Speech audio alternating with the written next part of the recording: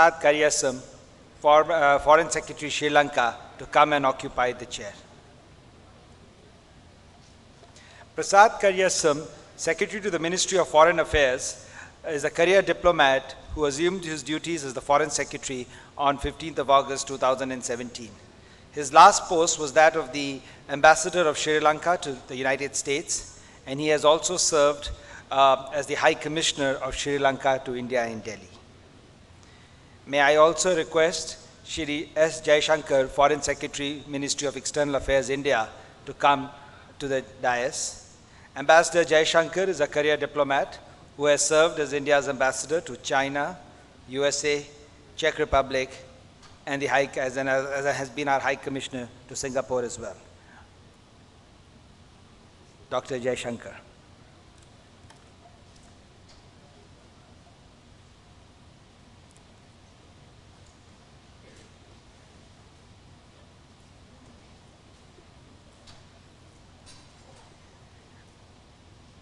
I now request Mr. Prasad Karyasam to address the gathering. Thank you.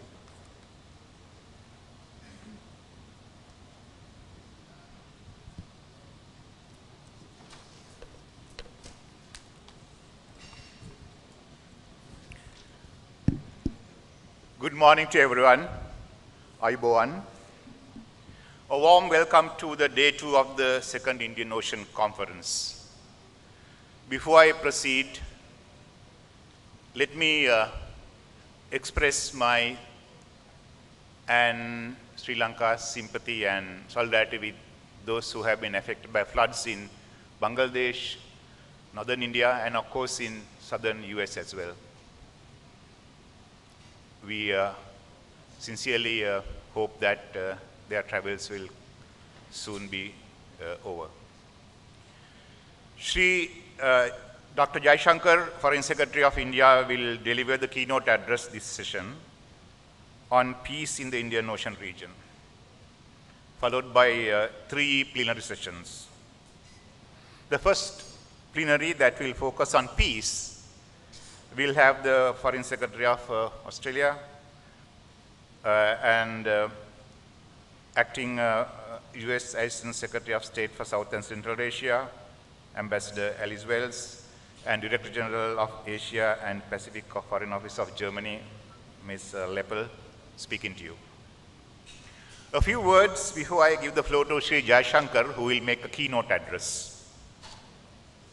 First and foremost, I want to congratulate Sri Ram Madhav and the India Foundation, the Bangladesh Institute for International Relations and Strategic Studies, and S. Rajaratnam School of International Studies of Singapore for organizing this important conference in Colombo, and for bringing all of you here to our island home.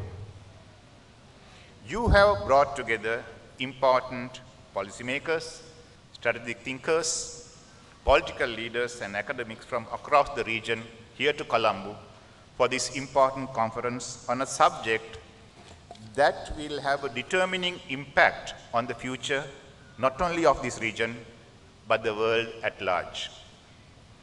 In fact, having been the High Commissioner of Sri Lanka to India recently for over 4 years, I am very happy to welcome and meet again some of the best minds in India who are here to join us in these deliberations.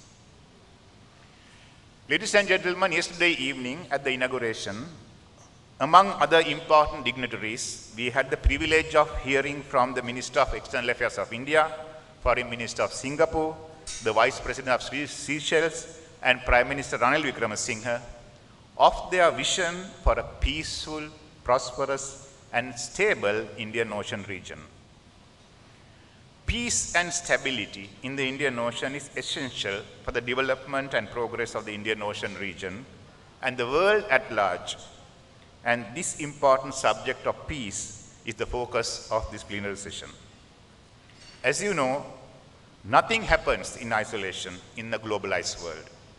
Anything that happens in this region will have its impact on countries and peoples living far beyond this region. This is, we all know, to be true. Ladies and gentlemen, the Indian Ocean is the third largest body of water, dominated by two immense bays, the Arabian Sea and the Bay of Bengal. This region encompasses vast diversity of cultures, peoples, religions, ethnicities, languages, and political systems.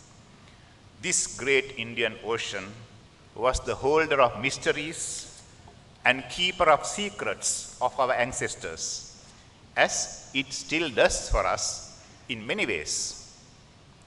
This Indian Ocean united people and cultures that lived oceans apart, as the fearless seafarers of the ancient world traversed the Indian Ocean from Arabia right across to China, sharing their ideas, philosophies, faiths, knowledge with people of distant lands, while trading and engaging in sea-based commerce. This ocean has brought fame and fortune, tears and grief, conflict and peace, progress and prosperity to the people of the Indian Ocean at different times in our history. The story of the Indian Ocean continues, and it is now our turn to write its next chapter and chart its course. Our destiny is in our hands. What will we choose to do? It is our strong belief that we must choose peace, sincerely, genuinely, and wholeheartedly. We must choose friendship, cooperation, and mutual benefit, shunning adversarial competition and conflict. We must take steps without delay in the interest of all our people to put in place a strong, transparent, interdependent, and rule-based architecture that can secure for our people the peace and prosperity that will benefit all of us. I see no other means to lift the millions that live in our countries out of poverty and conflict towards meaningful prosperity. Indian Ocean peace poses many challenges as well as opportunities in the present day. Ocean keeps the networks of trading alive, providing livelihood and delivering prosperity to our people.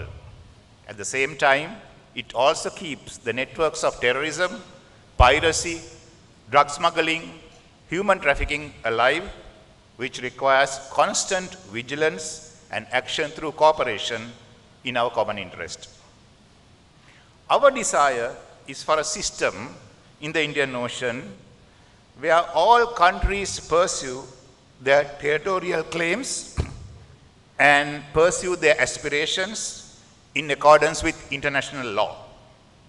A system that sees greater cooperation, including on natural disasters, maritime security, and for keeping the sea lanes open and safe. A system that enhances economic connectivity in the entire Indo-Asia Pacific, ensuring the transfer of goods and services at faster speeds, greater volumes, and especially at a lower cost. Sri Lanka, located right in the middle of the Orient, is ready to work with our partners in the region and beyond for this purpose. We seek an inclusive Indian Ocean that is peaceful, stable, and secure. Our ocean, since time immemorial, not only drew the attention of the rest of the world, but benefited from the interaction with those living beyond. Exchange of ideas, goods and services within the region and those from afar have enriched our lives and continues to do so. Establishing a peaceful Indian Ocean region is essential for the long and short-term well-being of our region and the billions of people to whom this region is home. We need to create conditions, processes, and procedures for cooperation so that prosperity in the Indian Ocean region will not remain just a dream for people. Ladies and gentlemen, 90% of the world population lives by the sea. I repeat, 90% of the world's population lives by the sea. As mentioned by many speakers yesterday, the seas remain the primary mode for international transportation of goods, touching the lives of this large body of people directly. The Indian Ocean region is no exception. Statistics with regard to the seaborne transport has also been mentioned in this conference and elsewhere. Therefore, it is evident that sustaining peace and stability in the oceans, including the Indian Ocean, is essential for peace and stability in the littoral. In this context, the proposal made by Honorable Prime Minister of Sri Lanka to establish a code of conduct in the Indian Ocean, we firmly believe requires urgent attention. It's a win-win proposal that can create an inclusive architecture. We must think innovatively as to how we can work on this proposal, and the appropriate forum for doing so with the participation of all stakeholders that live in this region and those connected to this region from beyond. I am sure the discussion to follow will include thoughts and ideas as to how we could move forward in this direction. Ladies and gentlemen, I now have the pleasure to invite Sri Jaishankar, Foreign Secretary of India, who is no stranger to any of you, a great intellect and a great colleague and a friend, to deliver the keynote address. Thank you.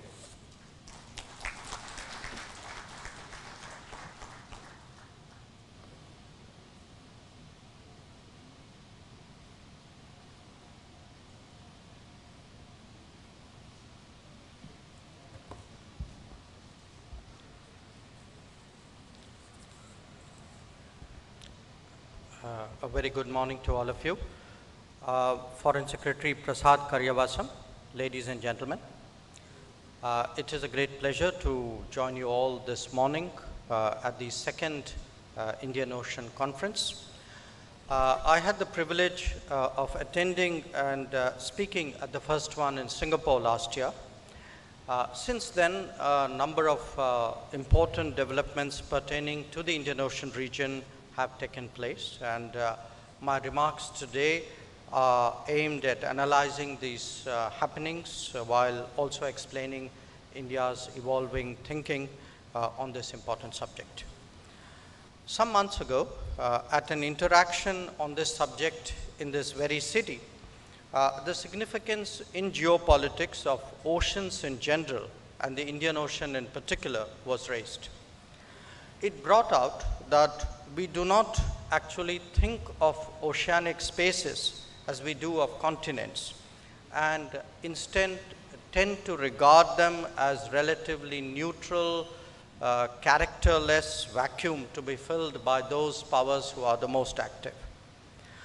The granular complexity that a large landmass would present doesn't automatically extend to an equally substantial maritime space. Some of that is understandable because it doesn't have the same population density.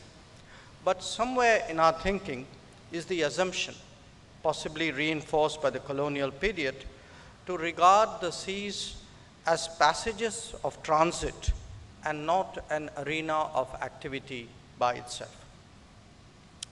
The point I wish to underline is that perhaps the time has come for us to devote more energies and attention to a greater understanding of maritime activities and cultures, and not regard them simply as an adjunct to the littoral. Now, even as oceans go, the Indian Ocean is one that has been particularly disadvantaged in recent history. The irony actually is that it has long had an essential unity that is based on the monsoons. In fact, if anything, it is relatively unique in that regard. No other part of the maritime world has its fundamental economic activities so directly derived from cycles of nature. This unity was expressed over the ages, primarily through maritime trade rhythms, that then carried over into migration, traditions, practices, and faith. As a result, this ocean evolved its own special identity that is based on mobility, acceptance, and interpenetration. Its historical inheritance is visible across its entire expanse, whether it is the Hindu temples in Bali or Mysore, in fact, all the way up to Changzhou on the Chinese coast, in Arab communities in Aceh and eastern Sri Lanka, or in the Wak-Wak settlers in Madagascar. Indeed, there are few more striking examples of global trends being expressed throughout the region as local presence. Remnants of influence after so many centuries only give us a partial sense of the intensity and the vibrancy of what must have been one of the most active economic highways across its enormous geography. That they still tell their tale testifies to the fact that the overall ethos of the Indian Ocean was one of coexistence and adjustment, where respect for diversity was intrinsic to the promotion of trade. Yesterday, Minister Vivian Balakrishnan highlighted these aspects of the Indian Ocean history, and Prime Minister Ranil Wickremesinghe suggested that it is the ocean's future as well. If we are to revive a sharper sense of its identity, it is important to appreciate and foster this multi-chromatic picture of the Indian Ocean. If pluralism and syncretism are deep historical traits in the recent past, they have been strengthened by liberalism as well. When we stop and think about it, the Indian Ocean is the most populous English-speaking lake in the world, larger than the Atlantic. The colonial era may have done damage to this ocean community, but it did leave some good behind in institutions, practices, and values that today are naturally supportive of international norms and rule of law. My point is that this combination of history, both ancient and more recent, provide the foundation to build a more contemporary region with its own personality. The reasons why we do not readily appreciate the unity of the Indian Ocean are complex and probably worthy of a debate by themselves. In part, it was the effect of the lateral fragmentation of the region by external powers. Colonial powers certainly created artificial firewalls through their administrative jurisdictions that diluted centuries of natural movement and contacts. Their dominance also saw an accentuation in the divisions between the ocean and its littoral societies, with a shrinking of maritime practices and capabilities. As these inherent traditions of seafaring diminished due to the pressures of European presence, we were left with a less active visualization of this vast global commons. Decolonization and emergence of modern nation states, again, put such a strong emphasis on territoriality that it further reduced the salience of regional and trans-regional cooperation and flows. The Indian Ocean was thus seen as less intrinsically coherent than, say, the Atlantic or the Pacific, and that goes for its constituents as well. So when we look at the Bay of Bengal or the Arabian Sea, we don't deem it to have the kind of culture that we would attribute to the Mediterranean, the Caribbean, or even the North Sea. The questions which arise and should be subjects for debate in this conference are whether we should revive the ethos of the Indian Ocean region, whether we can, and if so, how do we do it? The case for investing more effort into the revival of the identity and the community of the Indian Ocean is now gathering greater support and interest. It could be said that our collective presence at Colombo is itself an affirmation of these objectives. There are a number of reasons to explain this trend. To begin with, littoral countries have generally developed very strongly in the last few decades, with higher economic growth, better social indices, greater political influence, and more confident international postures. Together, they have lifted the overall region to greater prominence in world affairs. It is their aggregate national development, when combined with the progress of East Asia, that has led to the resurgence of Asia in global politics. The practical consequences of this growth have been a very marked increase, both on the demand and supply side, of goods and commodities throughout the Indian Ocean. As a result, the ocean may well be on track to reclaim its historical reputation as the world's primary economic highway. Now, it is rare for opportunities and benefits to come without challenges or responsibilities, and the Indian Ocean is no exception. We have already seen greater threats of piracy at its extremities. There are other factors that could also impede the regular and smooth flow of commerce. The ocean and its littorals are particularly vulnerable to the threats of radicalization and terrorism. They are also feeling the consequences of climate change while being susceptible to pandemics. It is evident that responses must come from the neighborhood itself. Both natural and man-made disasters and humanitarian situations can and will occur in a part of the world where fault lines of various kinds run deep. From the perspective of Indian experience, we have seen that in recent years, in the civil war in Yemen, in the earthquake in Nepal, in the water crisis in Maldives, and the landslides in Sri Lanka. Today, we cannot realistically expect that distant societies that are increasingly engrossed in themselves would react to emergency situations far away. This is an era of dispersed power arrangements that call for self-help and burden sharing.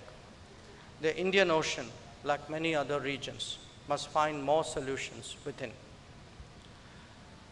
Reconstituting a community identity in the Indian Ocean will be a painstaking endeavor. In its structured form, it would require oceanic forums like the Indian Ocean Rim Association to acquire greater content and higher profile. But that perhaps is an overly formal way of approaching what is really a very complex challenge. At the end of the day, getting a large number of countries with distinctive histories and diverse cultures to collect around a shared ocean space requires institutional and informal, regional and global, economic, cultural, and civil society solutions. Building blocks do exist once we start thinking of them in that manner. From the security perspective, the Indian Ocean Naval Symposium offers a broad-based platform for an exchange of views. We have initiatives like RECAP or SOMS in Southeast Asia, and the CGPCS, the Contact Group of Somalia, and anti-piracy patrols of the Gulf of Aden at the western extremity of this ocean. In addition, there are national, bilateral, and plurilateral cooperative endeavors in play in the fields of maritime domain awareness, coastal surveillance, and white shipping that can contribute to larger oceanic security and safety. In this uncertain world, if there is a point of agreement, it is that the salience of alliances is decreasing. It is equally apparent that old-fashioned military rivalries are giving way to more subtle and complicated competitions of influence. The future is to get nations whose interests are aligned or even overlap to work together on global and regional challenges in a non-formal but effective way. That would mean somewhat different agendas and conversations, perhaps with a more open mind and an appreciation of what each player can bring to the table. This trend is visible already in naval exercises, strategic consultations, or infrastructure projects. But stability and order cannot be built only on the strength of capabilities. It must be tempered by the discipline of law, in this case, respect for UNCLOS, which was recognized by IORA as the constitution for the oceans. Freedom of navigation and overflights must be a given.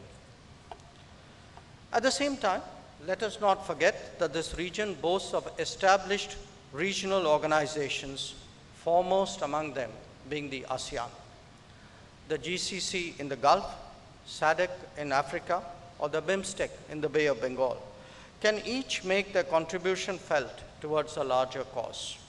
In fact, it could even be contemplated that larger global organizations like the Commonwealth could collaborate to strengthen capacities in the Indian Ocean region. Another promising avenue of exploration are initiatives like the Asia-Africa Growth Corridor, whose vision document was unveiled at the recent meeting of the African Development Bank. Or perhaps the International North-South Transport Corridor that promises to reduce transit time and costs from Asia to Europe. Connecting these many dots and lines to create a greater sense of coherence is today a growing necessity. Clearly, much depends on how the possibilities of connectivity unfold in Asia.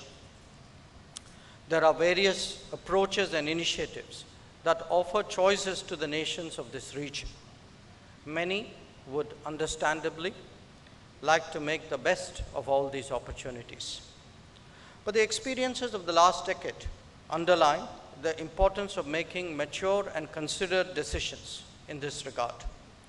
There is a growing recognition that following universally accepted international norms, good governance, rule of law, transparency, openness, and equality are essential for better outcomes. Even more critical is observing principles of financial responsibility, ensuring transfer of technology, and promoting a sense of local ownership. The ethos of the Indian Ocean is a consultative one, and in the long run, it is the people-centric initiatives and projects that are likely to be more sustainable. While we tend to think of connectivity in physical terms, let us also not forget that it has softer aspects that are no less important. People-to-people contacts, religious travel and exchanges, heritage conservation, and cultural promotion are all enabling factors that can contribute to a greater sense of bonding. It is therefore essential that we approach the connectivity challenge with a holistic perspective, community-centered and not transactional, that has the purpose of common good as its primary driving force. India's particular contribution to the prospects of the Indian Ocean region were spelled out in detail by the External Affairs Minister yesterday. I would categorize them into four broad themes. 1, hinterland linkages and strengthening regionalism. 2, maritime contributions and support. 3, linking South Asia to Southeast Asia through an Act East policy and to the Gulf through a Think West approach. And 4, assume larger responsibilities as a net security provider with an integrated approach reflected in the Sagar vision which the minister spoke about yesterday. Each of these aspects is by now sufficiently advanced to be appreciated by those who have an interest in this region's future. I would particularly emphasize that India is today devoting greater resources and energy and assigning greater priority to building connectivity, contacts, and cooperation, which is at the heart of its neighborhood first policy. This is evident in progress in areas like power generation and transmission, rail and road transport, port and waterways transport, and in educational and health exchanges with virtually all its neighbors. In parallel, we have endeavored to ensure the safety and security of maritime traffic through the ocean by strengthening skills and logistics of our southern neighbors like Sri Lanka, Maldives, Mauritius, and Seychelles. In this context, let me also emphasize that states with necessary capabilities have an obligation to ensure that smaller nations are made more secure through EEZ surveillance and that their full rights are established through hydrographic cooperation. We will be guided by the development and security priorities of our partners, and our approach will focus on the big picture rather than be driven by narrow reciprocal considerations. No analysis of the Indian Ocean could be complete without capturing the developments on its extremities, be they the eastern coast of Africa or the Pacific Islands. The holding of the Pacific Island summits in India and the enhancement of our engagement and development projects there is as important as our shared goal with them of climate justice.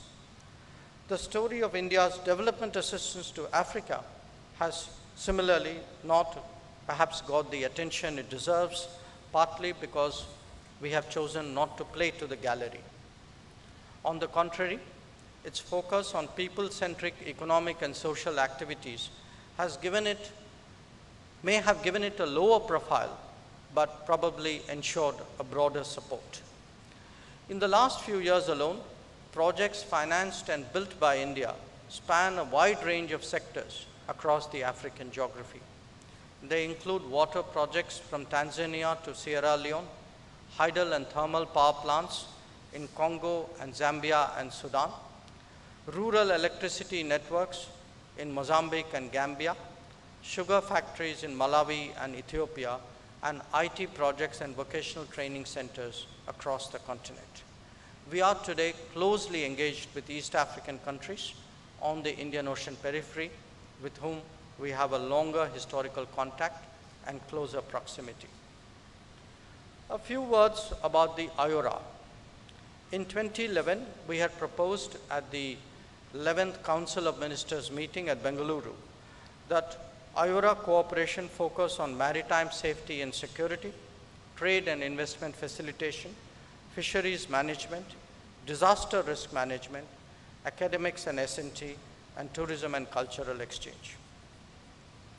Our focus currently is to ensure that initiatives announced at the Bali Council of Ministers meeting in 2016 are expeditiously implemented. 5 of them, the Blue Economy Dialogue, the Indian Ocean Seminar, the International Relations Conference, the SME Workshop, and the initiative to set up a Center for Medicinal Plants have progressed. Plans are underway to deliver on commitments on water, science and technology, water security and sustainability, women's entrepreneurship, innovation, maritime safety, media exchanges, and renewable energy. The Indian Ocean is about people, culture, and commerce. Appreciating its complex texture and intricate nuances is essential to nurture its growth and resurgence.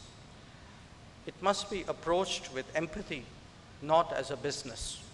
It must be treated as a partner, not as an arena. The goal must be interdependence, not dominance. An authoritative account of this region noted that while monsoons may no longer dictate when and where ships can travel, yet its rhythms still pervade the lives of billions of people. The Indian Ocean is renewing its status as a zone of encounters and a crossroads of culture. The time is approaching for it to come back onto its own. Thank you very much.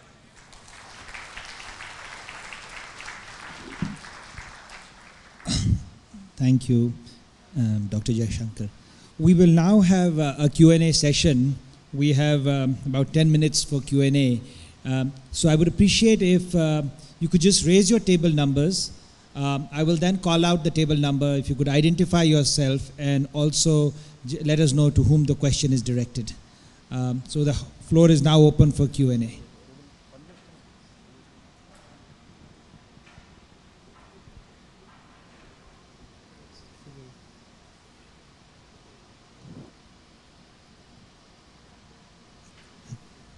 Sadanand.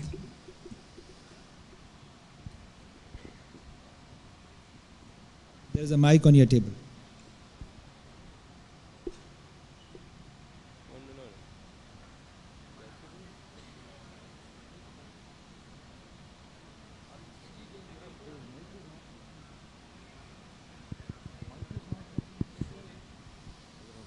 Can we get a hand mic?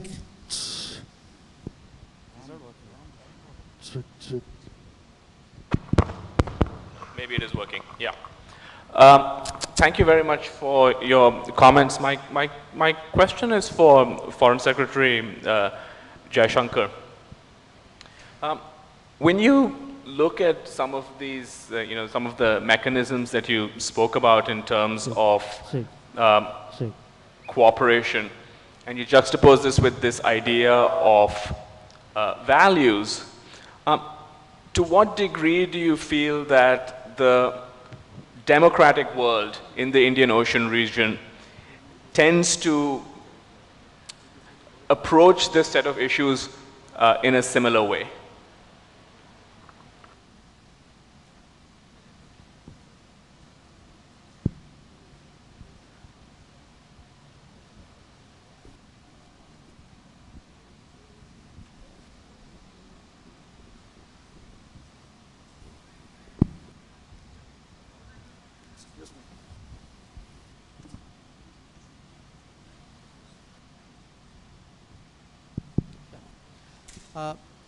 Look, I think it's natural that people who share values or beliefs or approaches would find it easier to work with each other.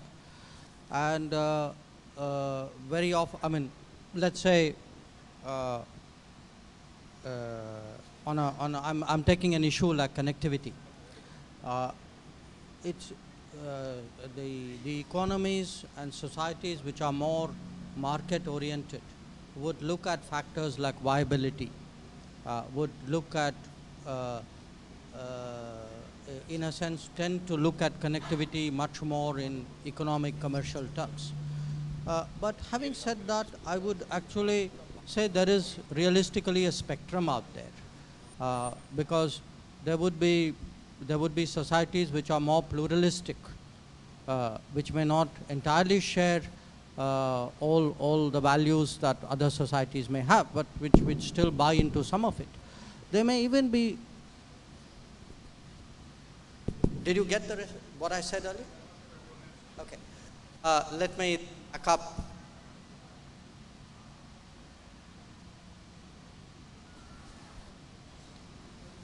Can someone out there hear me? Okay. Look, I think Sadanand's question was about those countries sharing values, working together in building the Indian Ocean. I accept that societies, nations which share values and share beliefs and have common approaches obviously find it easier to work with each other. And the example I gave was in the connectivity side, where say countries like India would tend to approach connectivity projects looking at its viability, looking at its, and use viability in a way as a factor for sustainability. But we also have to recognize that there would be others with whom, who may be in that spectrum, perhaps at a slightly different place. And at times, even those with whom interests could be aligned. You may not necessarily share that all those beliefs. So I wouldn't give you a definitive dogmatic answer to that proposition. But certainly I think those who share broad principles and values would find it more comfortable with working.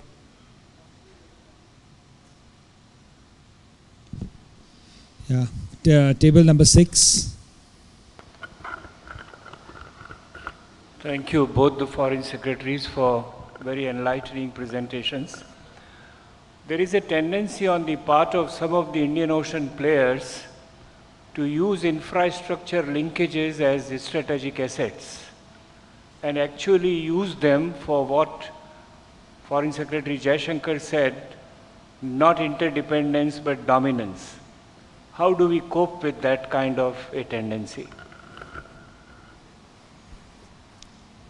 Well, Foreign Secretary Jaishankar has given I thought he would answer first, but let me go.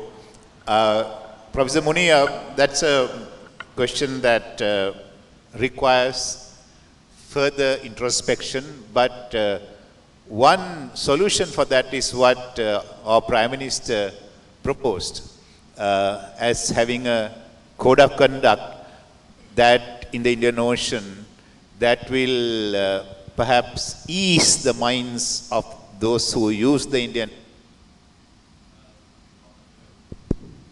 from not feeling that one party is dominating the other through use of strategic assets.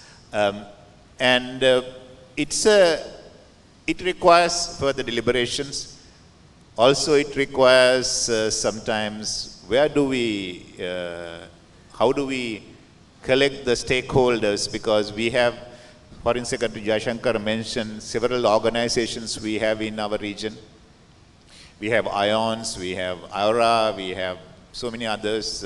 But if you look at all those, some of them are little exclusive, doesn't include everyone. So, so we need to create an inclusive architecture in order to handle those issues. And domination by any party, which was mentioned yesterday by some speakers, leads to pushback from others, and it creates competition. So competition in commercial terms is something we welcome, and that's normal.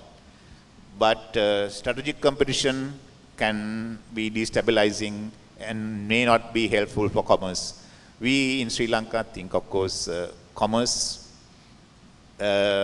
promoting commerce is the most important thing. You want to add something? We know code of South China Sea.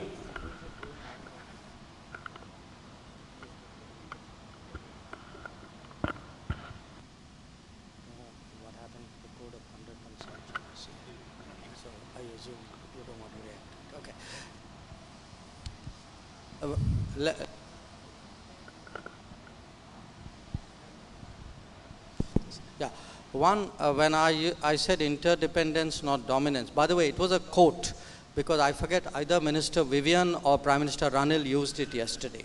So while I said it just now, I just want to, in a sense, reflect what seems to be a broader thinking in that regard. I would actually, in a sense, take your question to Sadanand's previous question, which is, if we look in terms, if you approach the connectivity issue through, commercial viability, financial responsibility, transparency, openness, I think to a large extent it answers that interdependence issue. And in my view, I mean, if there is today a debate which the world needs to have, and Asia particularly needs to have, and Indian Ocean needs to have, it is a debate on connectivity. We'll take the final question from table number 8.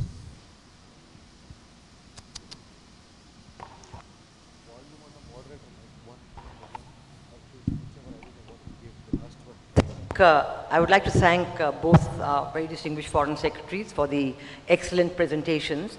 I think Prime Minister Modi's Sagar program and the very strong statement made by Prime Minister Ranil Wickremesinghe yesterday have brought out some aspects of the Indian Ocean future, security and growth with inclusiveness. So this is a vital aspect, because security remains at the government-to-government level. It's defense analysts and security experts and so on, but growth has to be inclusive. So I think that, if I may suggest, if there are any ideas from both our presenters today, that how can we make the program inclusive, reach out to the youth. There is no Indian Ocean identity today among the people, among the littoral countries. So can we go to the universities, can we go to the young professionals who will feel that they have something to benefit by interacting with other Indian Ocean littorals and not looking beyond the oceans to other countries. So if this Indian Ocean Conference in its 2nd edition could work on such a program to bring this inclusiveness, a sense of inclusiveness in a very strong way, which will explain what our ideas are to the young who matter for tomorrow. Veena, I fully agree with you what you say. In fact, that's our sentiments too. That I frankly think we should have greater connectivity in the ocean space. If you look at other regions, there is more ferry services, there's more shipping connections. Connections are only commercial based connections of transporting containers. But what about people-to-people contacts? We are not connected actually. Of course, India, Sri Lanka is well connected, but we are talking of wider region. Do we have any service to perhaps the East Africa? Hardly anything. Singapore is well connected. So I fully agree that we need to create a better connectivity in terms of making young people feel and rather than they are looking for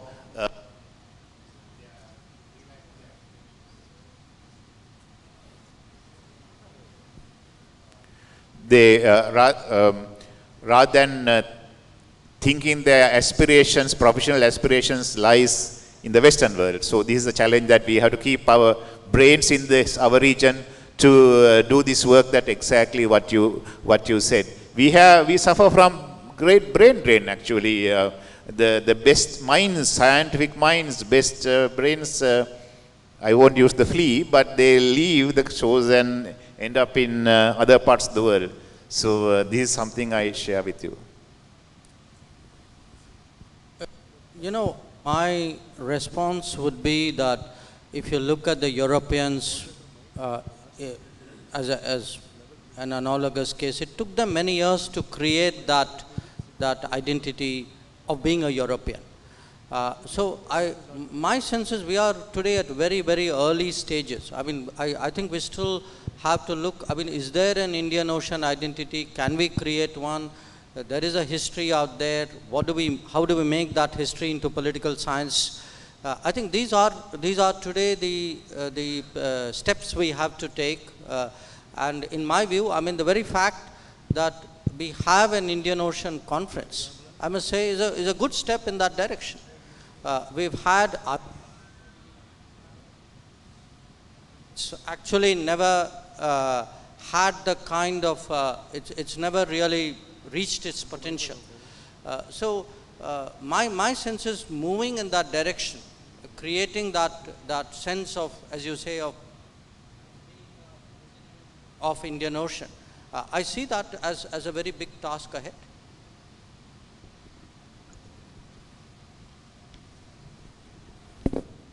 Thank you.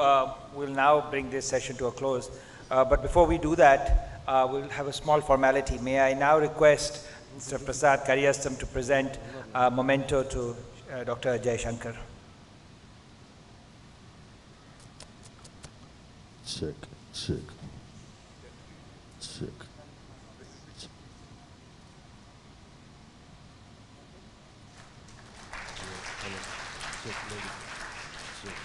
Can I also invite Ambassador Ong from the audience to please come up to the stage and present a memento to Mr. Prasad Kariyasam.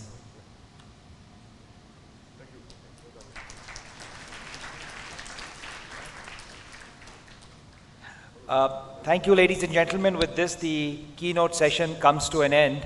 We will immediately move to the next session on peace. So please remain seated as the next panel comes onto the stage. Thank you.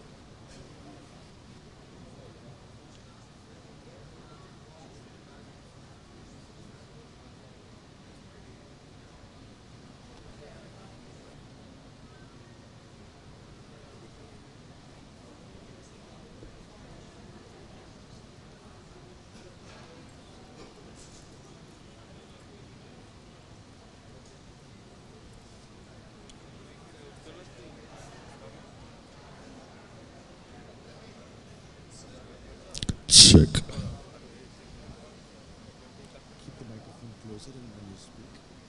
Yes, that later on. Yes. Yeah, sure.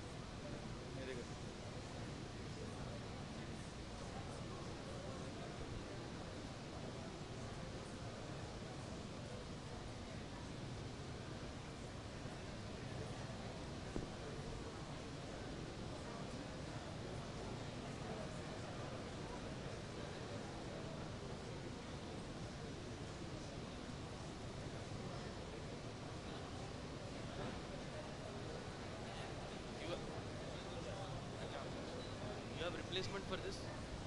You replacing this? Yeah, because here.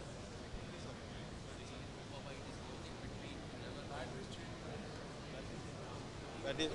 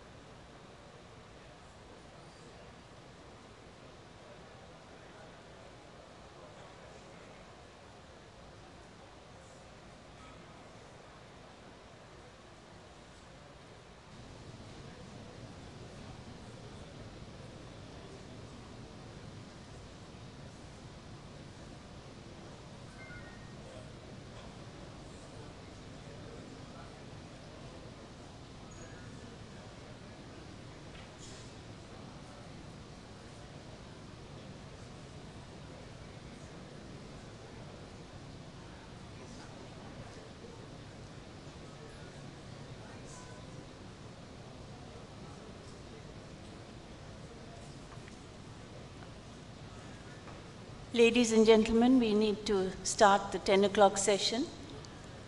I would request you to please take your seats.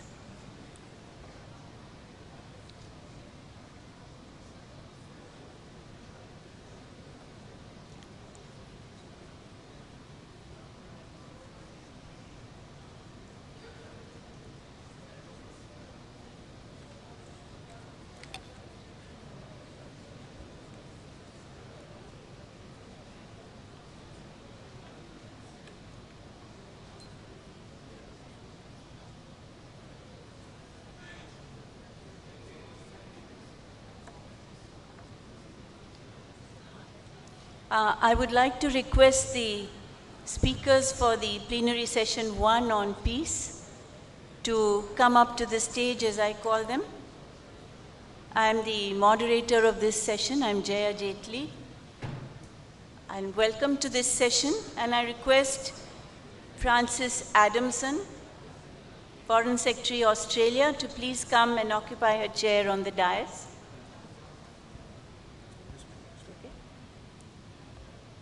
Francis Adamson has led the Department of Foreign Affairs and Trade as Secretary since 25th August 2016. Prior to her appointment as Secretary, Ms. Adamson was International Advisor to the Prime Minister, the Honorable Malcolm Turnbull MP, from November 2015. From 2011 to 2015, Ms. Adamson was Ambassador to the People's Republic of China. She served in the Australian Consulate General in Hong Kong in the late 1980s during the early years of China's reform and opening. From 2001 to 2005, she was seconded as representative of the Australian Commerce and Industry Office in Taipei. Next, I would request Ina Lepel, Director General of Asia Pacific Foreign Office, Germany, to come and occupy her chair on the dais. Ina Lepel is the Director General for Asia Pacific Federal Foreign Office, Berlin, Germany. Prior to this, she was the Ambassador of Germany to the Islamic Republic of Pakistan. She has been the Deputy Director General for Global Issues in the UN Security Council, Crisis Prevention, Humanitarian Assistance and Counterterrorism, the Federal Foreign Office, Berlin, and the Deputy Head of UN Affairs Section in the Foreign Affairs Department of the Federal Chancellor's Office in Berlin. Next, I would request Alice Wells, Acting Assistant Secretary of State, USA, to join the other speakers on the dais. Alice Wells, a career Foreign Service officer, assumed her duties as Acting Assistant Secretary of State, USA, for South and Central Asia and Acting Special Representative for Afghanistan and Pakistan on June 26, 2017. She previously served as the United States Ambassador to the Hashemite Kingdom of Jordan, a senior advisor in the Near Eastern Affairs Bureau in the Department of State, as Special Assistant to the President for Russia and Central Asia in the White House, 2012 to 2013, Executive Assistant to Secretary of State Clinton, 2011-2012, and Executive Assistant to Undersecretary for Political Affairs William J. Burns from 2009 to 2011. Now, I would request Francis Adamson to please come up to the podium and address the gathering.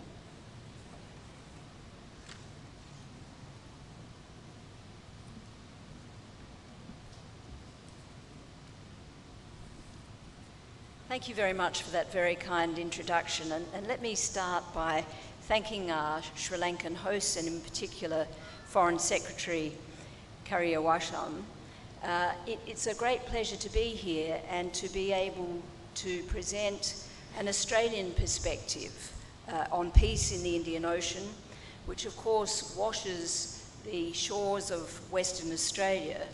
And in fact, Australia's search and rescue region extends halfway across the Indian Ocean and borders the search and rescue regions of 6 other Indian Ocean countries.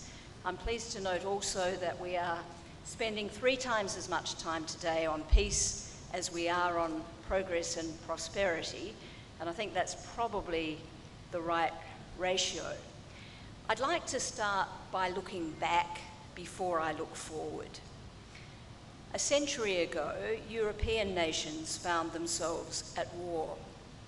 It was a time of intense great power rivalry, driven by the rapid industrialization and shifts in global economic power. Rapid technological change, including sharp military competition. Unprecedented globalization, which made life substantially materially better for many people. But there were also many people all over the world left behind, and there were obvious pockets of instability. Of course, 2017 is not 1914.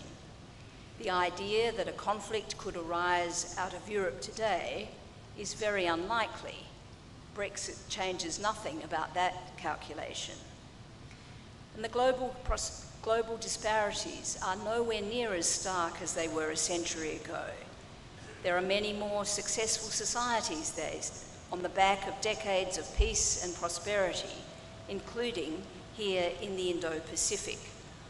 But those three characteristics, great power rivalry, rapid technological change, and unprecedented globalization, are all present today, as we've been reminded very forcefully in the past few weeks, with heightened global concern at North Korea's nuclear and ballistic missile tests. Today, the intensifying great power rivalries are to be found here in the Indo-Pacific. It's 72 years since they were last deployed in war, but nuclear weapons are now held by the widest grouping of states in their history, and nations across the Indo-Pacific are modernizing their military forces in accordance with their newfound economic strength. The international community is more globalized again today than ever before, but economically, politically, socially, North Korea is deeply isolated. When we think about what sort of Indian Ocean region we want to build in the decades ahead, it is clearly not one characterized by conflict. On the contrary, we don't want the Indian Ocean to become a militarized arena for great power rivalry. At this year's Shangri-La Dialogue in Singapore, Prime Minister Turnbull put this question to the countries of the Indo-Pacific. Even when the risk of war remains remote, what kind of peace can we maintain? All countries represented here today have a fundamental national interest in fostering peace and security in the Indian Ocean region. But peace, stability, and security do not just happen. They require collective, proactive efforts to shape a stable, rules-based regional order. They require all countries to establish and uphold norms and mechanisms for dealing peacefully with risks and threats before they become existential. With the global order in a state of some flux, the countries of the Indian Ocean Rim need to step up our collective efforts to shape the future of our region. The fact is, competition between littoral states has defined the geopolitical character of the Atlantic and Pacific. Historically, the character of the Atlantic has been shaped by rivalry between great powers and a grand alliance between North America and Europe, NATO. Over centuries, it's been marked by a sharp divide between North and South, particularly regarding the experience and legacy of imperialism and colonialism. Since the Cold War, the Pacific has been a story of Asian powers rising against a backdrop of strong US leadership. The countries of the Pacific have built extensive architecture to strengthen habits of dialogue, cooperation, and consultation. And Australia has contributed in building APEC and, around an ASEAN core, the East Asian Summit. And we're active in supporting their continued development. It's in no one's interest to see the Indian Ocean militarized for great power rivalry. We don't see here the type of maritime and maritime territorial disputes as we do in the South China Sea. It's in our interest to maintain that approach, as India and Bangladesh did in their UNCLOS conciliation. It's in our interest to build peace on our own terms by establishing and reinforcing the norms and rules we want, including freedom of navigation and overflight, before they are established for us. We need to work together proactively to shape a rules-based regional order that protects national sovereignty and promotes collaboration and consultation. We want to encourage all states to respect international law, including UNCLOS. And we need to recognise the complexity of our strategic environment, which is why the Australian government is preparing a foreign policy white paper for release later this year. We also need to work harder to build regional security architecture for the Indian Ocean. Countries of the Indian Ocean can learn lessons from ASEAN's success.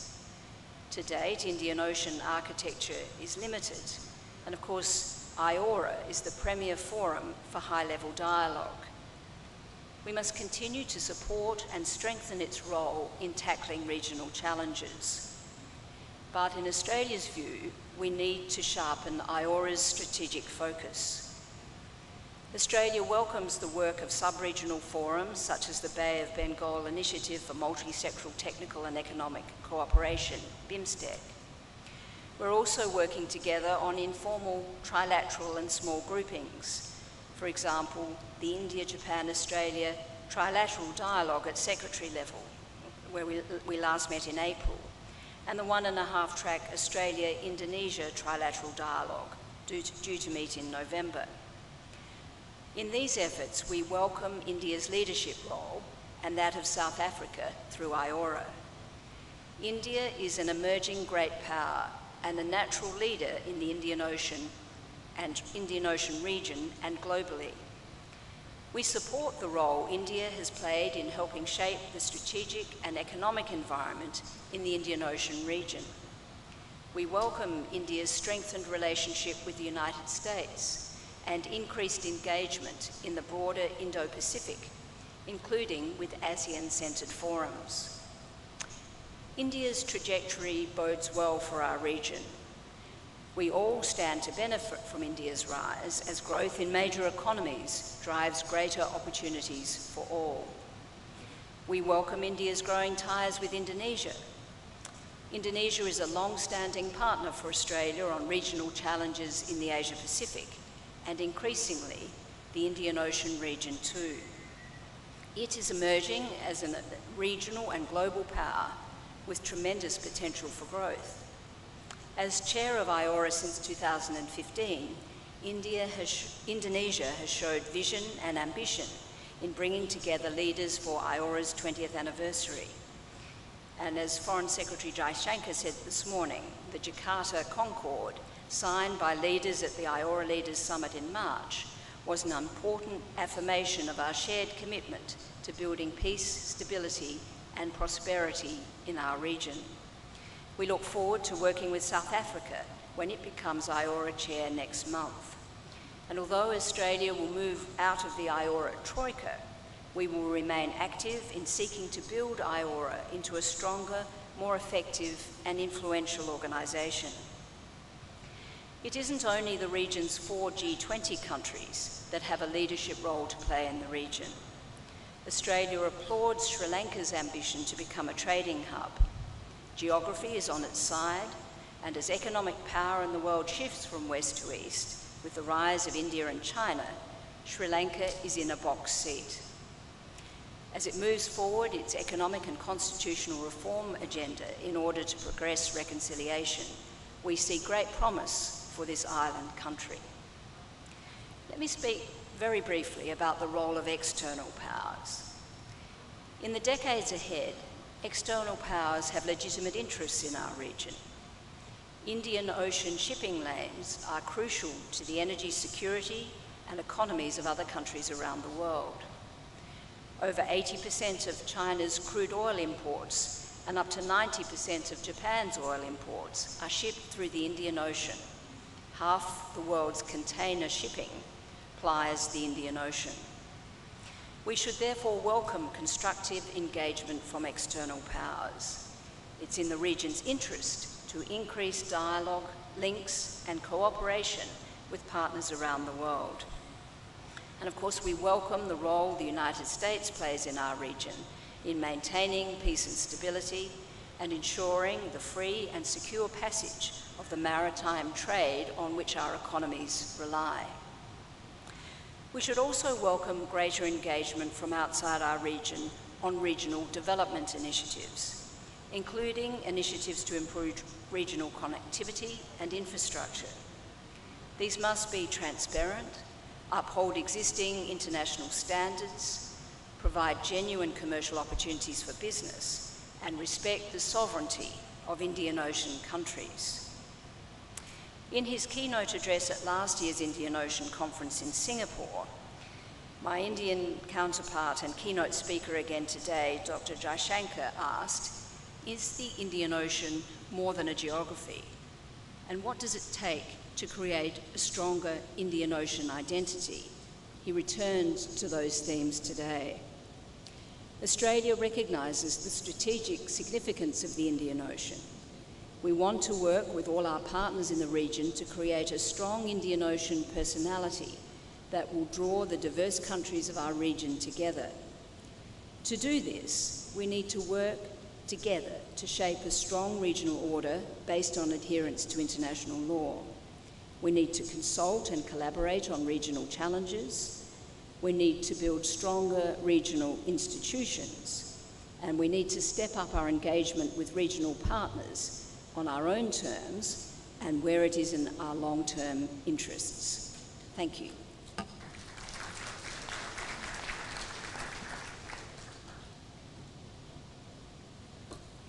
Thank you, Francis Adamson.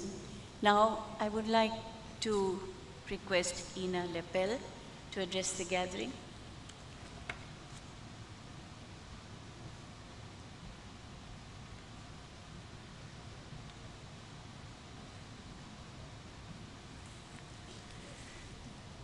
Good morning. I would first of all like to thank the India Foundation for organizing this timely conference on the Indian Ocean and for inviting me to speak from a German perspective on this very distinguished panel. There couldn't be a better place for hosting this event than Colombo, right at the highway of seaborne trade between Europe and Asia, and at the intersection of political and maritime interests of powers such as India, China, the United States, and others.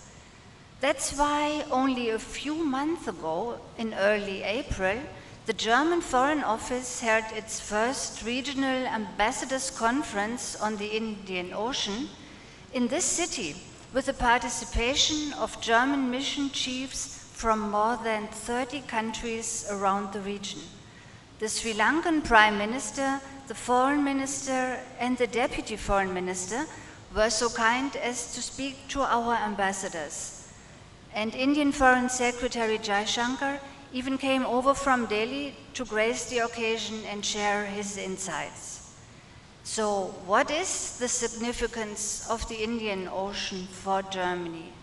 It is actually considerable and has strangely been slightly overlooked for a long time. 18% of German exports, amounting to almost 400 billion euros, go to the littoral stage of the Indian Ocean and the Western Pacific. It is said that 2/3 of all containers carrying German merchandise cross the Indian Ocean.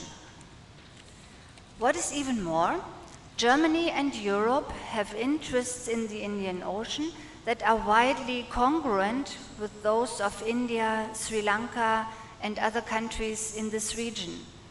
Some of these obvious interests are free trade and non-discriminatory access to markets, free sea lanes of communication, the maintenance of the rule-based international order, as well as peaceful resolution of disputes.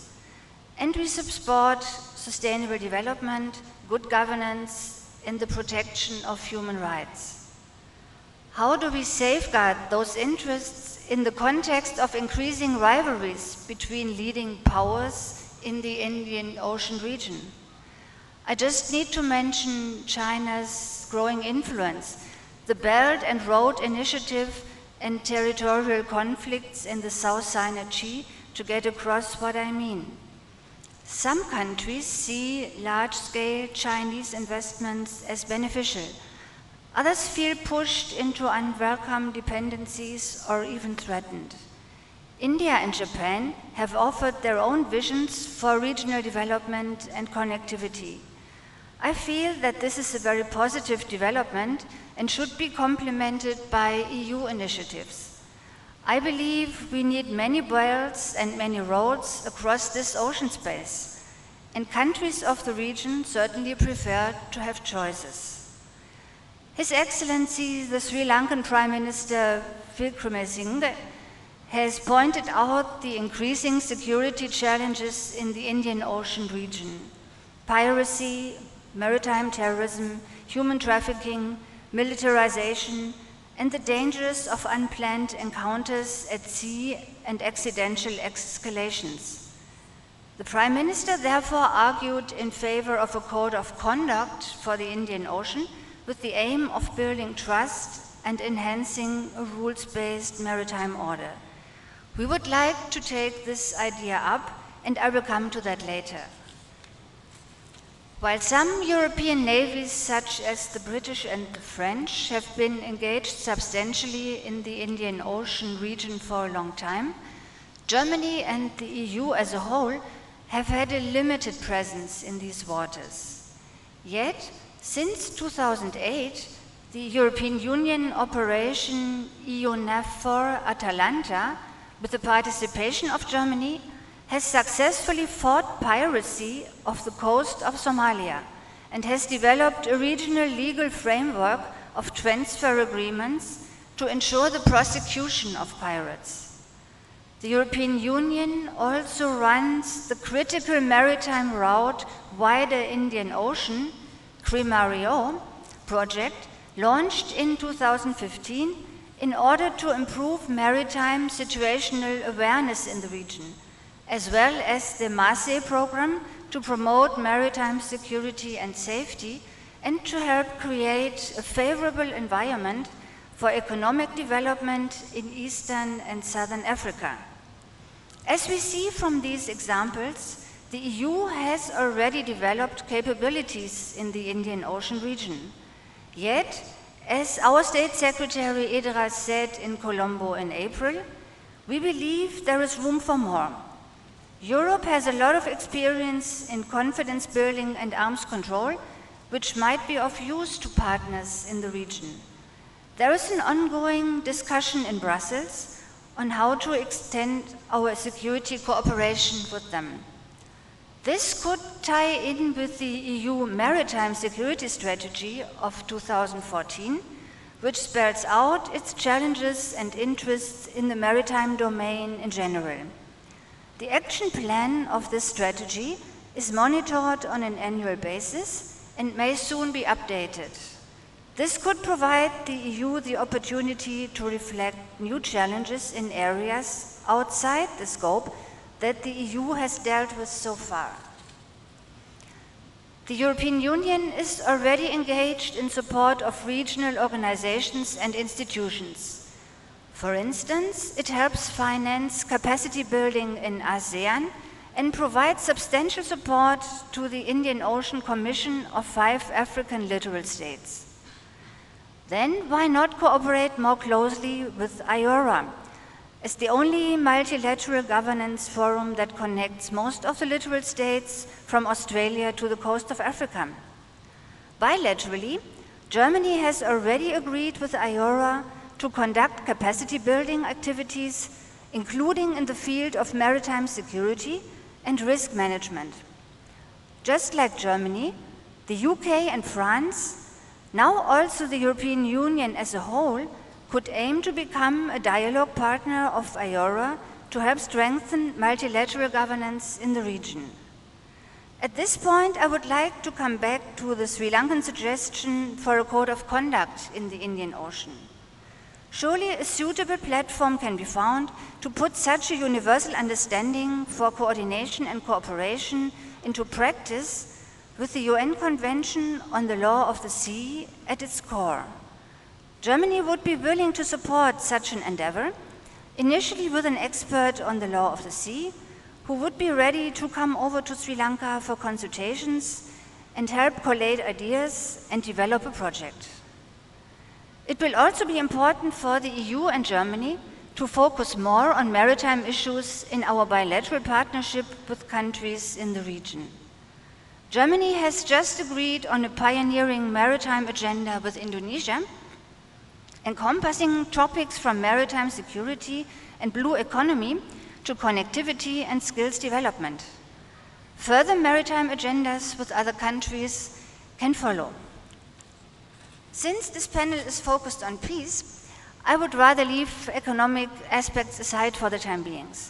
Suffice it to say that Germany, of course, remains interested in business opportunities in the dynamic space of the Indian Ocean and supports EU endeavors for free trade agreements with countries in the region. In April in Colombo, my state secretary quoted Indian philosopher Tagore as saying, "You cannot cross the sea by merely staring at the water." I would like for my country and for the EU to apply this adage creatively and vigorously to the Indian Ocean and work with our partners in the region to safeguard peace, stability, and prosperity. Thank you very much.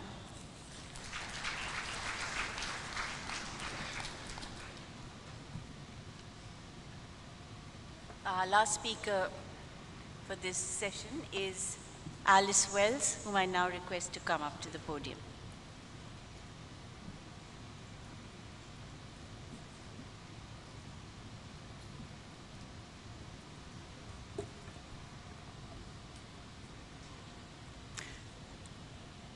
So I want to thank the India Foundation and its partners, Singapore and Sri Lanka, for their leadership in organizing this conference. And let me begin by reaffirming a long-standing facet of U.S. foreign policy, that the United States is and will continue to be an Indo-Pacific power. Our close bilateral relationships and partnerships with countries around the entire oceanic littoral greatly augment our continued presence in Manama, Darwin, Diego Garcia, Singapore, and elsewhere around the region. For more than 7 decades, we have embraced the commitment to protecting and sustaining the global operating system of rules and norms that have unleashed unprecedented levels of prosperity across the Indo-Pacific and around the world. This will not change in the decades to come, because we recognize the strategic and economic importance of this great ocean, including the sea lines of communication that flow between Malacca and Hormuz around the southern tip of Sri Lanka, carrying a tremendous percentage of the world's trade and energy supplies. America's connection to this dynamic region is not new. More than 2 centuries ago, ships from New England sailed along trade routes in the Indian Ocean, carrying spices, tea, and even ice between Boston and Calcutta. Here in Sri Lanka, the first recorded arrival by Americans was over 200 years ago, in 1816.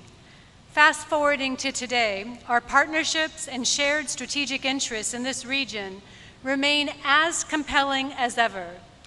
In the next few minutes, I want to share our vision for the Indian Ocean, as well as the precepts guiding U.S. engagement and diplomacy. First, we must have a common vision for the Indian Ocean that enhances economic growth, transparent development, and regional integration. Regional initiatives that prioritize accountability, open markets, and delivery of tangible benefits to citizens of the region will be the most sustainable. Second, countries must be able to effectively counter security threats in the Indian Ocean, as well as respond to humanitarian and environmental disasters. Through joint capacity building and exercises, we can share the security burden in this increasingly complex region.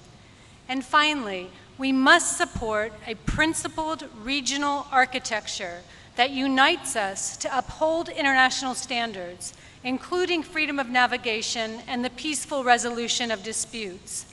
All nations have the right to freely fly, sail, and operate wherever international law allows. So let's start with the economic imperatives.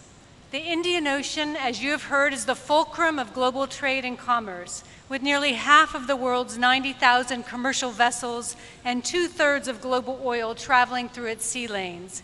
The region boasts some of the fastest growing economies on Earth and is home to 1/4 of the world's population, 500 million of whom still lack access to reliable power. We believe that bolstering economic integration will lead to sustainable and inclusive growth. For example, if South and Southeast Asia reduce non-tariff barriers by 50%, an ambitious but attainable goal, increased intra-regional trade would net $568 billion in increased GDP by 2030. Already, American companies are operating across the region, supplying everything from bottled drinks to airplane parts. In India alone, over 600 American companies have contributed to a 500% increase in foreign direct investment over the past 2 years.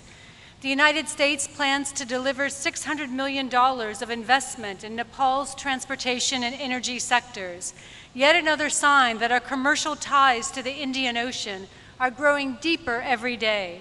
And we're partnering with South Asian countries to develop legal and regulatory regimes that encourage transparent FDI, build resilient energy infrastructure, and connect budding entrepreneurs to the resources they need to develop their ideas. As President Trump and Prime Minister Modi underscored in a June summit, both India and the United States are committed to bolstering economic connectivity through transparent infrastructure development and responsible debt financing practices.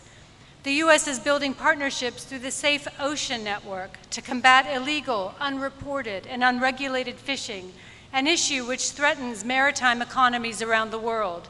And this initiative encourages coordinated action to detect violations, enforce laws, and prosecute those engaged in illegal activities. In South Asia, our regional partners are doing their part. India is forging stronger trade and infrastructure ties with its neighbors through its Act East policy. Bangladesh, India, and Nepal are implementing a motor vehicle agreement that allows the free movement of goods and people across their borders. And right here in Colombo, our Container Security Initiative is helping ensure the security of the Port of Colombo, helping it grow to become the most important transshipment port in all of South Asia.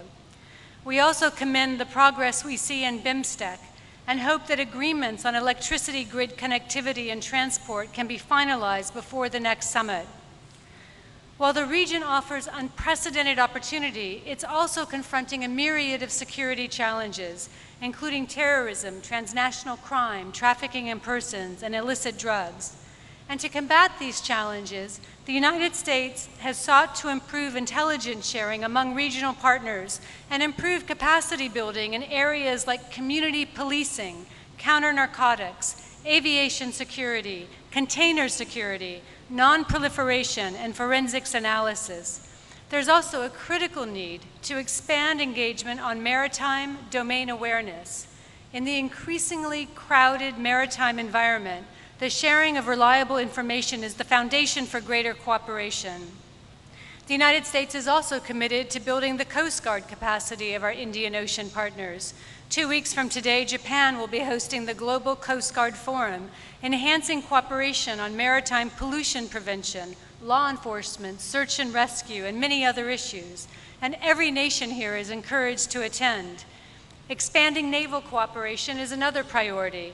The US, India, Japan, Malabar naval exercise in July was our largest and most complex to date, involving over 10,000 personnel. And we're expanding our Navy-to-Navy relationship with Sri Lanka, with our first ever naval exercise set for October.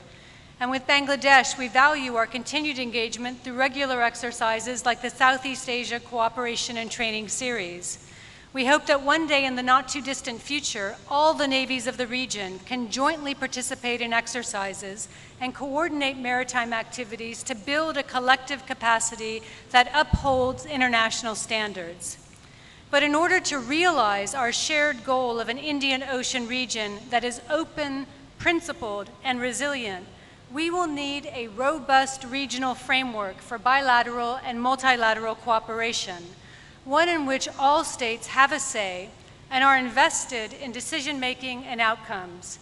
Regional partners, we believe, should adhere to a common vision that respects international law as reflected in the Law of Sea Convention, that ensures a framework for transparency and for the peaceful resolution of disputes, that supports economic, political, and social linkages between South and East Asia, that develops the region's humanitarian and disaster relief capacity through maritime exercises involving all Indian Ocean partners, and that encourages Indian Ocean economies to embrace visa liberalization, competitive markets, and accessible medical and educational facilities. Last month, President Trump proclaimed that the United States is committed to pursuing our shared objectives for peace and security in South Asia and the broader Indo-Pacific region. Our desire for a common vision signifies our enduring commitment to this region and our shared goals of promoting peace, security, freedom of navigation, and a sustainable and open architecture across the Indian Ocean. We invite every nation here to join in this common endeavor, and through our collective leadership, we can be a model for the rest of the world. Thank you very much.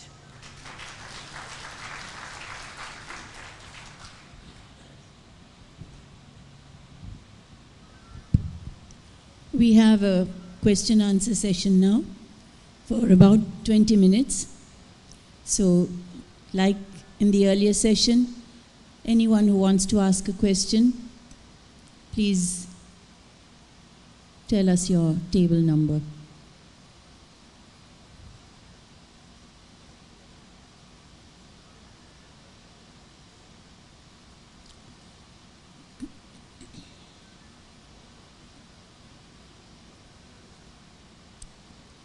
Yes, Sadanand.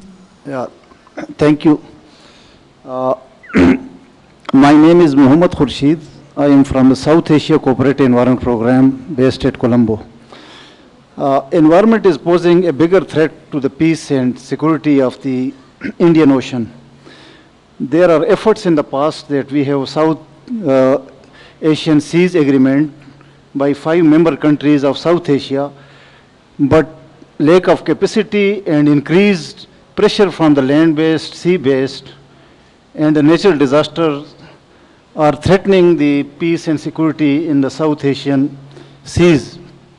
So this requires a global effort and joining hands together to further boost our efforts to providing a secure environment for the economic development in the Indian Ocean. Thank you.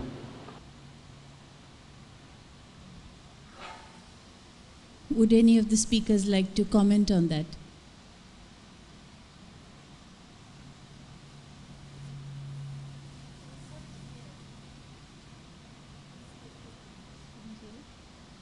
Did you not hear what he said properly?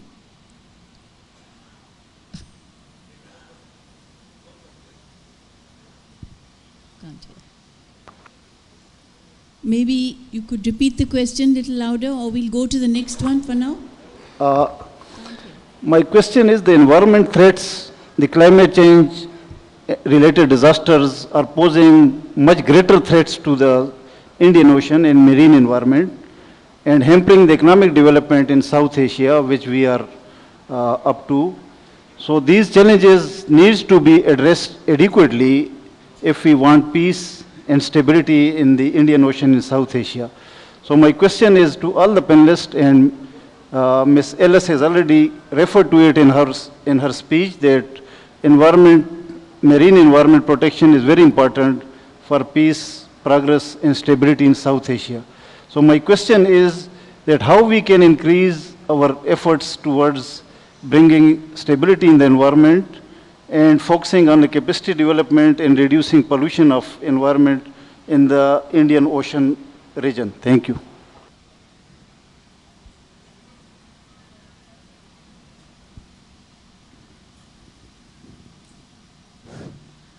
I would say that the United States, will continue to participate in the climate change related negotiations, but more importantly, I think the United States is committed to bringing the ingenuity and the technological innovation and the policy focus of all levels of our federal structure, whether it's state initiatives or federal initiatives, because we have to understand the forces that are impacting and shaping the degradation of the environment and posing challenges both of a humanitarian and of a disaster nature.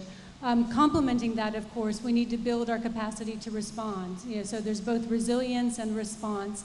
And I think in both areas, you'll certainly find the United States committed and engaged. I can only agree to that. Germany and also the European Union takes a comprehensive view of security issues. So risks like disasters emanating from climate change, humanitarian crisis are very much part of that. I think these are all being discussed, of course, in the wider dedicated global fora on climate change, but I'm sure the regional fora like IORA or BIMSTEC are also addressing these things, and we stand ready to extend assistance in that regard as well. Right, well, simply to add that disaster risk preparedness is something that all countries in the region, I think, are focused on, and there are regular reminders of the need to do so. There are a whole variety of mechanisms through which we're seeking to do that better. If there are specific suggestions of things that we're not doing already, we might talk about those afterwards. I think table number 2 had a question earlier. Thank you. My question is for Assistant Secretary Wells. You spoke about the, U.S. leadership in the region and how, to a large degree, this had underwritten the unprecedented prosperity we have seen, particularly in East Asia and Southeast Asia. But that period of U.S. leadership also coincided, to a large degree, with a period of great optimism in the world about the forces of globalization and interlinkages and their ability to create more prosperity. How do you envision the US role in this part of the world at a time when some of those ideas are coming under threat domestically in many societies in the West? Are you referring to support for trade, or what is the specific reference? I'm referring to the U.S. having a willingness to underwrite through a security presence the security of Asia to a large degree. I think sometimes people confuse the slogan "Make America Great" as a statement of a withdrawal or an isolationist posture, which is simply not the case. I mean, America's security is enhanced, as it always has been enhanced, by its ability to benefit from and contribute to the development and prosperity of the global community. And I think the illustration I would use is the most recent policy announcement by the administration of President Trump of the South Asia strategy, which very much recommits the United States in the long term, to a presence and to a commitment to fight against terrorism in Afghanistan and to create a stable solution there. A region a policy that's grounded in a regional approach and in a strategy and a growing strategic partnership with India, and a recognition of the strength of the Indo-Pacific region and the need for us to engage productively with that region. So I do not see any diminution in American interest, perhaps a change of approach in how we engage with the region on occasion, but no loss of interest or commitment. Yes, Veena.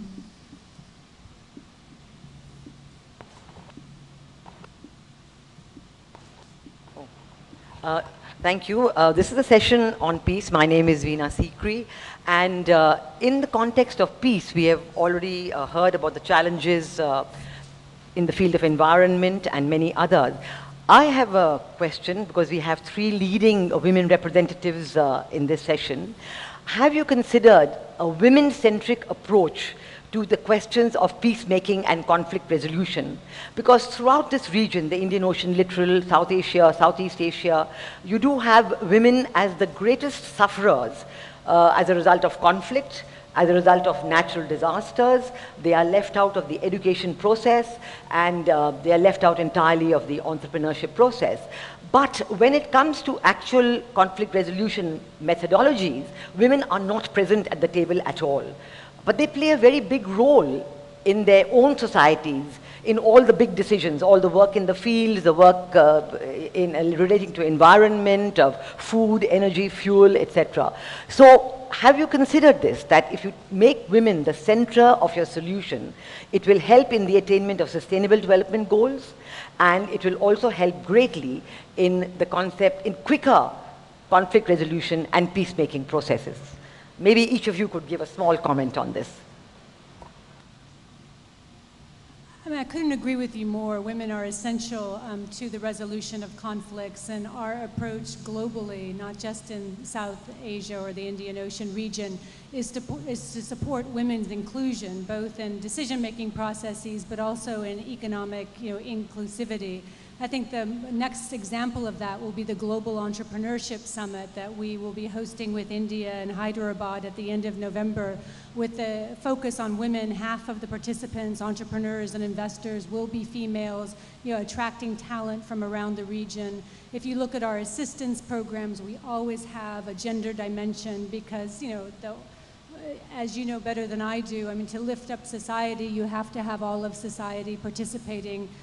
Even more the role of women in families and in building communities and supporting communities. So I'm in violent agreement with you, and that's where American policy remains focused. Well, I also couldn't agree more.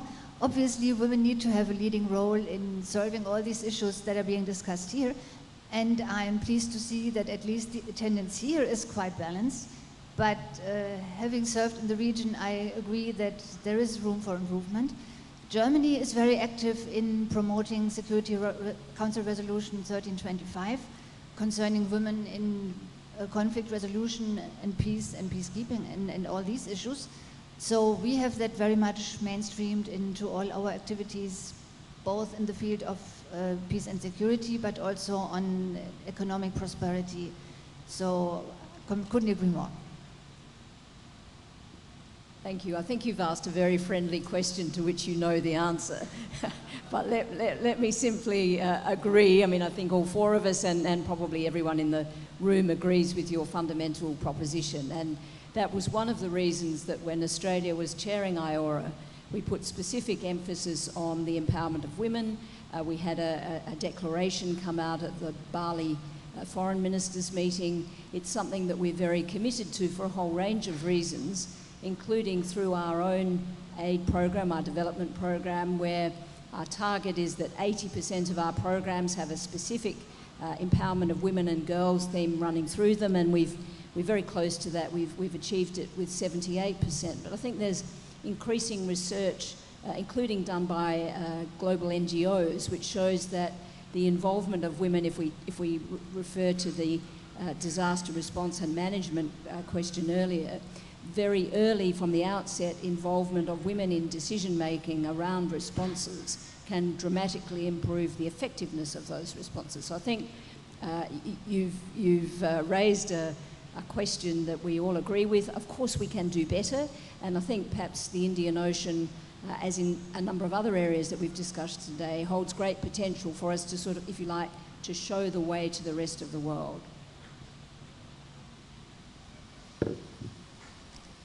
Is there a question on the table there? Yes, please. Thank you. My name is Rahul Roy Chaudhary. I am with the International Institute for Strategic Studies in London. I have a question specifically for Ambassador Wells.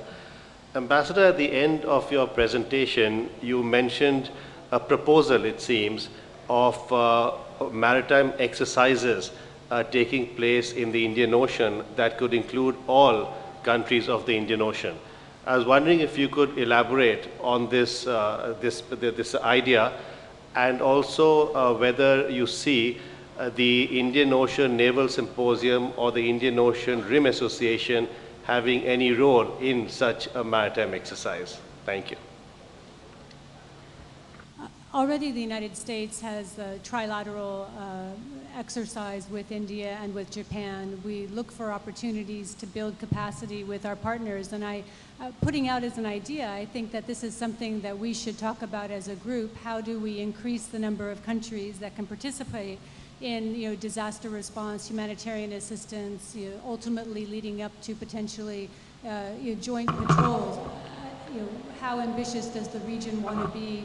What roles can different organizations play? Those are the issues that we are raising with our friends and partners to figure out what the appetite is. But what I have heard in the conversations of this conference is a great unanimity on interest in freedom of navigation, interest in disaster preparedness, a focus on demilitarization of the region, And so how do we build on these, whether it's a code of conduct principles, but also the capacity to support those code of conduct? So we're not ruling out anything or any organization, and are continuing a conversation with our partners on how best to enshrine and build on this, on these principles.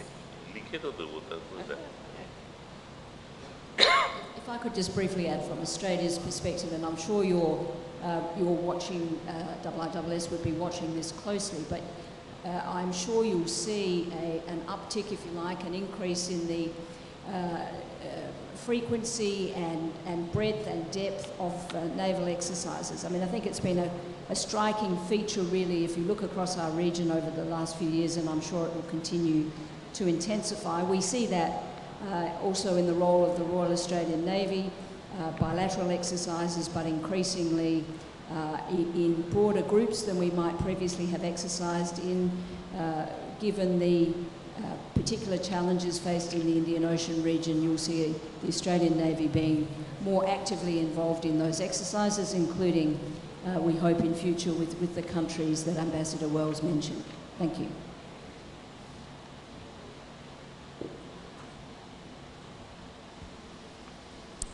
Are there any more questions? We have time for one or two quick ones. Yes, please. Good morning. I am Ong Keng Yong from the S. Rajaratnam School of International Studies in Singapore.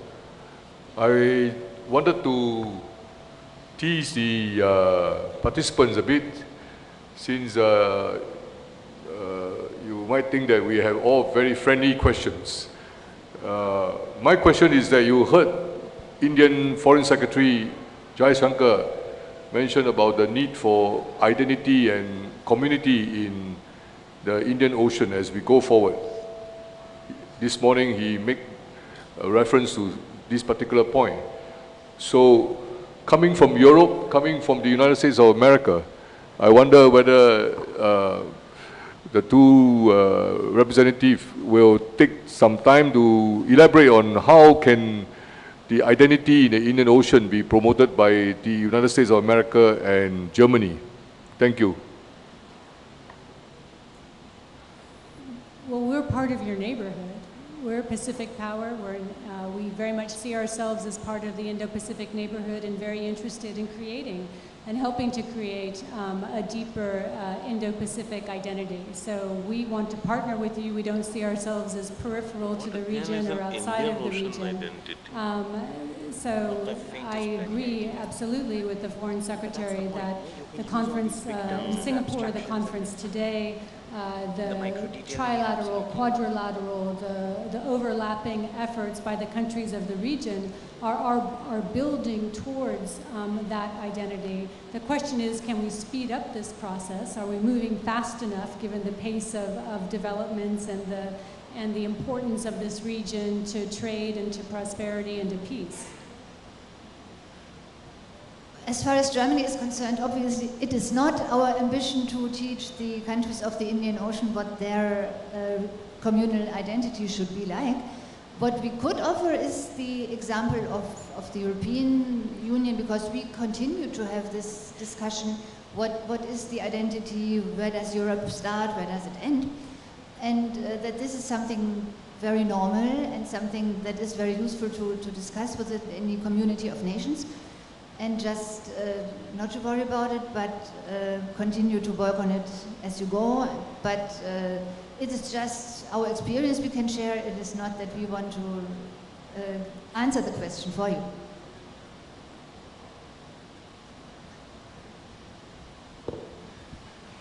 Now we come to the last formality of our session.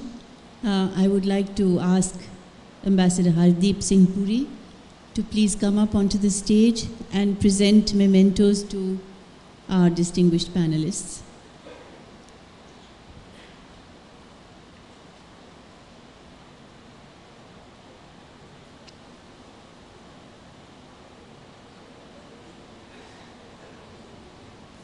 Francis Adamson. Alice Webb.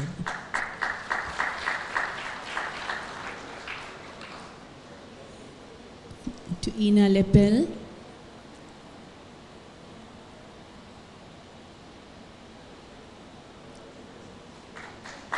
And finally, to Francis Adamson.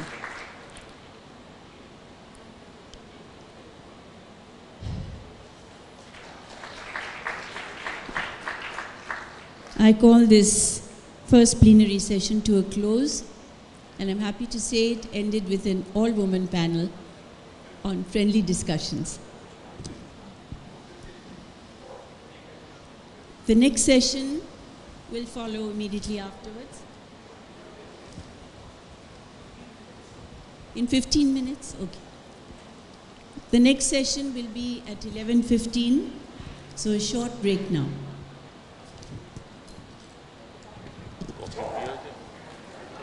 I hope so. Knowing it is organized, I doubt it.